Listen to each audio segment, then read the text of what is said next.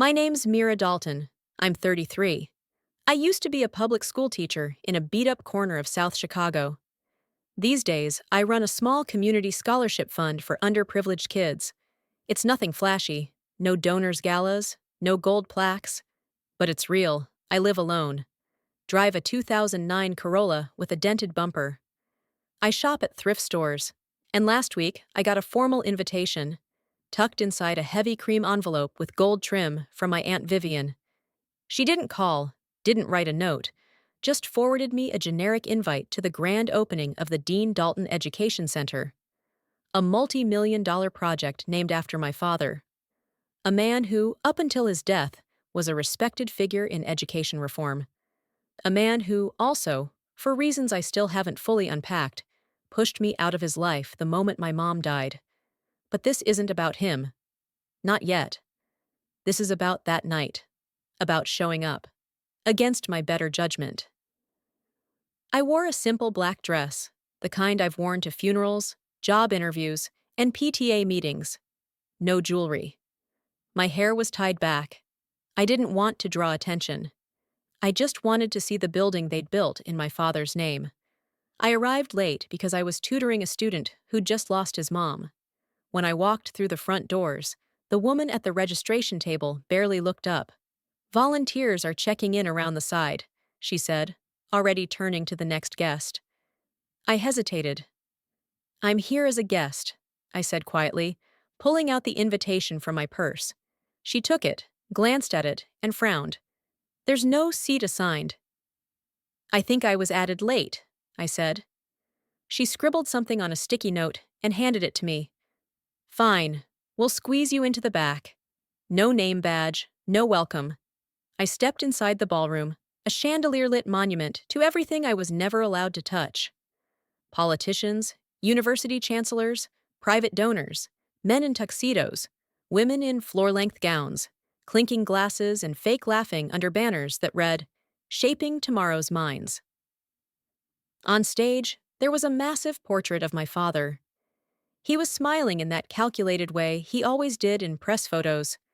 The same man who once told me I was too emotional to pursue academia, that I should stick to something stable like teaching.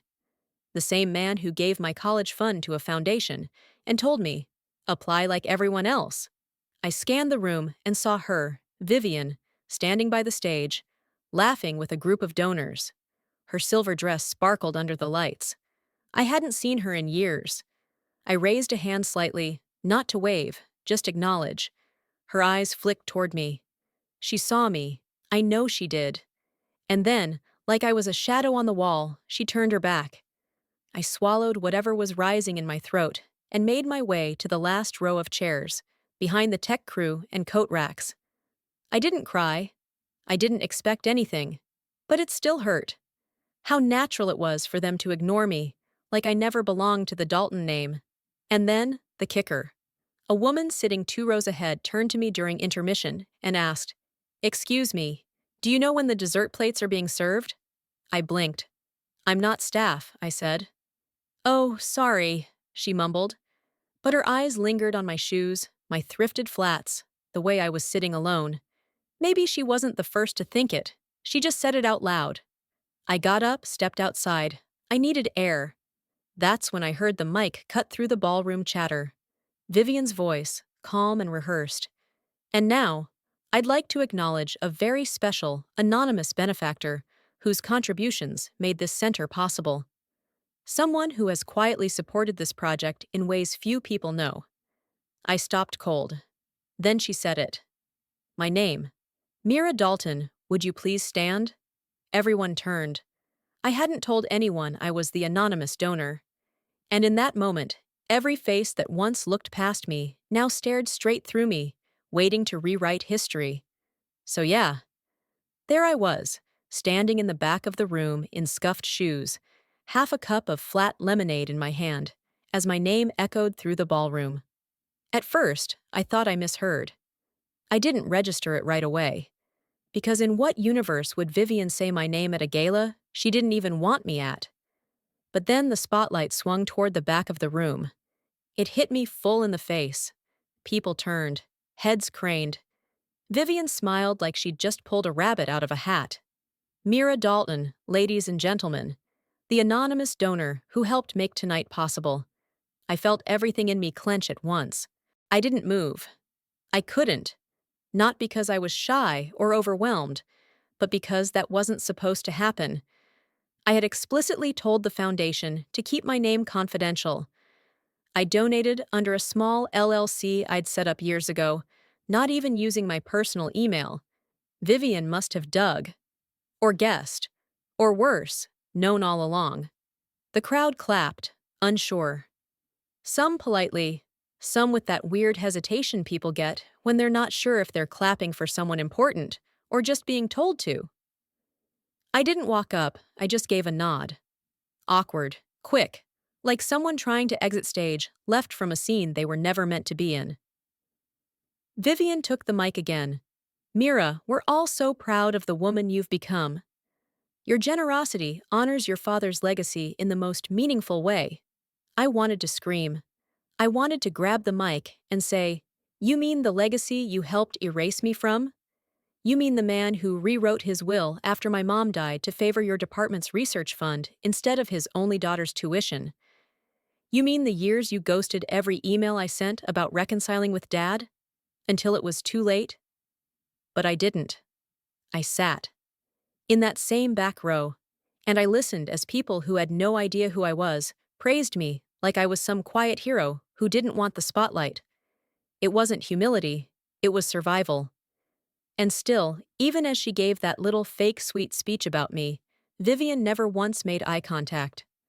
Afterward, during the reception, a wave of people started coming up to shake my hand. Some introduced themselves like we were old colleagues. Others made weird comments like, "You look so much like your father when he was younger. He would have been so proud. You must have gotten your brains from the Dalton side." I smiled, said thank you, nodded like I wasn't dying inside. Then came the moment that nearly broke me. A tall man in a navy blue suit approached. I didn't recognize him at first. Then he spoke. "Mira. Wow, it's been what, 10 years?" It was Dr. Brent Halverson, one of my father's protégés. The same man who took over Dad's lab after he passed. The same man who once told me to my face, "Academia isn't really the right space for someone with your temperament." I just stared at him. He grinned like none of that had happened. "I hear you've been doing incredible things with at-risk kids. That's admirable." "Really?" He said it the way someone says, "That's cute about a finger painting." And then he leaned in. "You know, if you're ever ready to rejoin the academic world, we'd love to help you clean up your reputation. This donation, it could really help soften your image." I blinked. I wasn't sure if I was going to cry or throw my drink in his face. "Excuse me?" I asked. He looked puzzled. "I mean, we all know things got a little messy after your mom passed. Your estrangement from Dean was unfortunate. But this could be a reset." That word. Reset. Like my entire life was some PR crisis that needed a rebrand. I didn't answer. I just walked out, straight through the front doors. The air outside hit me like a slap. But here's the twist. When I got home, I checked my phone. I had 5 missed calls from someone I never expected. Janice Holler. She was my father's longtime assistant, a woman who stayed on even after his passing, helping sort through foundation documents and archiving his research. She'd never reached out to me before. The voicemail said, "Mira, something's not right. There's a letter. From your dad. It was never sent. And you need to see it." Now I barely slept that night. Janice's message played in my head on repeat. "There's a letter. From your dad. It was never sent." She didn't say what it was about, or why she suddenly felt the need to reach out now, years after the funeral, after all the estate stuff had been handled. The next morning, I skipped work and drove straight to her condo. She lived in one of those high-rise buildings where the lobby smells like lemon polish and generational wealth. Janice opened the door like she'd been pacing all night. Her hair, once perfectly curled and pinned, was undone. She looked older than I remembered. Not in a weak way. More like someone who'd seen too much and kept it all inside. I didn't know how to tell you this, she said, holding a manila envelope in her hands, like it weighed 100 pounds. I found this in the back of your father's personal filing cabinet. It was sealed, stamped, addressed to you. She paused, but it was buried under a stack of discard documents, stuff that was supposed to be shredded. I took the envelope. My name and old college address were typed on the front. No return address. Postmarked 2 weeks before my father died. Inside, 2 pages. Neatly written, signed at the bottom, in his handwriting. I started reading. At first, it was stiff, formal, like he was writing to a stranger. But then it changed. He wrote about how he missed my mother, how hard it had been raising me after she passed, how overwhelmed he felt trying to balance grief, work, and parenting. Then came the part that gutted me. I know I've failed you, Mira. I let others speak for me. I believed things I shouldn't have. I let my own guilt blind me to your pain. I'm sorry I wasn't braver. I stopped. My chest felt like it was caving in. Then came the last paragraph. I've started the process of revising the will. Vivian isn't happy, but this time, I won't let anyone erase you. I want you to have the lake house. Your mother loved it there. I want you to decide what happens to it. Not the foundation, not the board, you. I reread that line 3 times. The lake house. The only place I ever felt safe as a kid. The one thing I begged to keep, and they told me he'd left it to the university for retreats and research. But that wasn't the truth. The truth was, he didn't finish revising the will. He died before he could. And someone, Vivian, found that letter and buried it. Why now? I asked Janice, tears slipping down without permission. Why are you telling me this now? She looked away. Because I was scared of her too, she whispered. But when I saw what she did to you at the gala, I realized I've been protecting the wrong legacy. I couldn't breathe, couldn't speak. All I could do was sit on her velvet couch, clutching a letter from a father I thought had abandoned me, realizing he'd tried to come back, and someone made sure I never saw it. The worst part? She succeeded. Vivian got what she wanted. For years, I walked around believing I was unloved, unworthy, like I'd been erased on purpose, when really I was erased by someone else's hand. And the world believed it, because she told it first. I've lived so long with that ache in my chest, I forgot it wasn't supposed to be there. I forgot what it was like to feel wanted. If you've ever been cut off by family, told your version of the story didn't matter, or had someone rewrite your place in the world without your consent, I see you. I didn't think anyone else could possibly understand the grief that comes after the grief, but now, I think some of you might. And honestly, I hope you'll stay. Because the next part of this story, it's not about loss. It's about what happens when you finally stop letting other people decide who you get to be. I didn't go to work the next day. I sat at my kitchen table with Janice's letter on one side and a legal pad on the other. And for the first time in years, I wasn't grieving. I was angry. Not the kind of anger that explodes. The kind that simmers, quiet, focused. I went through every document I had. Emails, foundation statements, meeting notes Janice had forwarded over the years. I printed screenshots, bank records, even saved voicemail transcriptions. By noon, I had a pile labeled, "What They Took," because this wasn't just about the lake house. It wasn't even about the money. It was about how they erased me with boardroom signatures and legalese and half-truths, told just loud enough to sound like fact. And now I knew the truth. My father had been trying to change the will. Vivian had intercepted the letter, and not only had she kept it from me, she'd convinced everyone that I didn't deserve to be included. But what she didn't know? I still had a seat on the advisory board of the Dalton Education Fund. A dead seat. Symbolic. Never used. Just there because my father hadn't gotten around to removing it. No one ever notified me of meetings. No one invited me to vote. I wasn't even on the email chain anymore. But legally, I was still a board member. So I requested the board minutes from the last 5 years. I worded it like a concerned donor. Nothing dramatic. Just, as a current board member and named contributor, I'd like access to minutes and filings regarding the Dalton property allocations and educational planning decisions since 2019. I seized the legal representative for the foundation. 3 hours later, I got a call. From Vivian. She didn't even bother with hello. What exactly do you think you're doing? I kept my voice calm, measured, exercising my rights. This isn't the time to dredge up old family drama, Mira. That's funny, I said, because you've been dining out on that drama for years.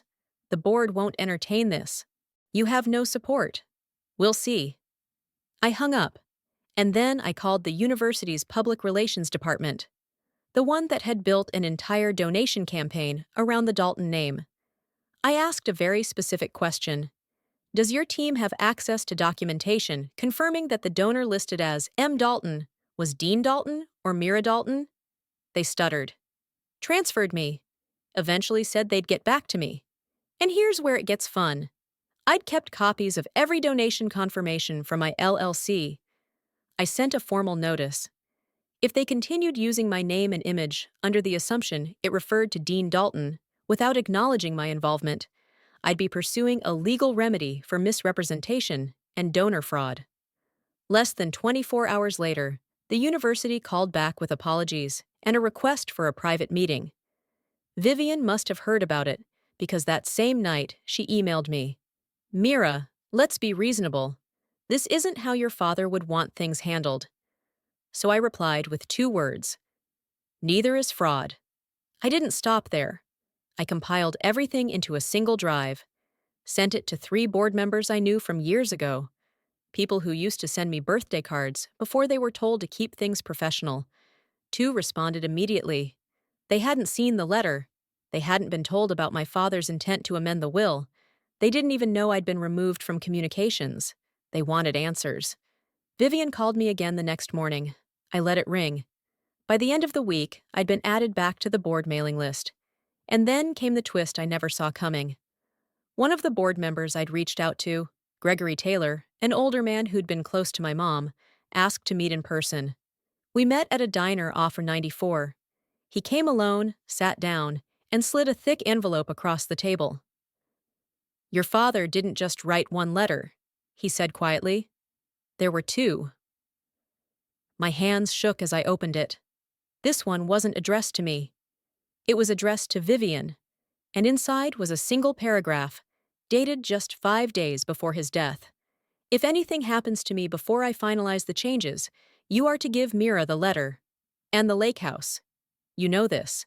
If you ignore it, it will be the final betrayal you can't come back from. Vivian had seen both letters. She made a choice. And now, I had proof. I know I'm not the only one who's ever been cut out of their own story. If you've ever been silenced by people who claimed it was for your own good, I hear you, and I hope you'll stay. Because next, I'm taking this public. The foundation board meeting was scheduled for a Thursday afternoon, 2 p.m. sharp, on the top floor of the campus administrative building. I walked in 5 minutes early, dressed in black slacks, a navy blazer, and the same thrifted shoes everyone thought made me invisible at the gala. I wore them on purpose, let them remember. Vivian was already seated, flanked by 2 longtime board allies and a lawyer she didn't bother to introduce. Her smile was tight, controlled.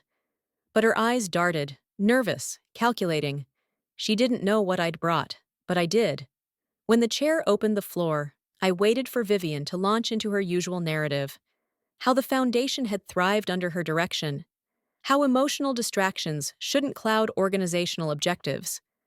But before she could say a word, I slid 3 printed documents across the table. The first, the notarized copy of my father's letter to me. The second, the letter to Vivian, the one she chose to ignore. And the third, a legal statement from the university's general counsel, acknowledging their misrepresentation of donor identity in public materials. Now corrected, thanks to my pressure. Dead silence. Then I spoke. I never wanted to be here out of anger, I said, voice steady. But every time you silenced me, every time you told people I wasn't part of the legacy, you made this necessary. Vivian's lawyer tried to interject. I cut him off. You had a legal obligation, I said directly to her. My father entrusted you with his wishes. You buried them. The board sat frozen. I wasn't loud. I wasn't theatrical. I was prepared. By the time I finished walking them through the timeline, my donation, the erasure, the forged narrative, one board member physically pushed her chair back and said, "Jesus Christ." Within a week, a vote was called. Vivian was formally removed from the foundation's leadership. Her resignation was announced publicly as a personal decision. But everyone in that circle knew the truth. She lost the position.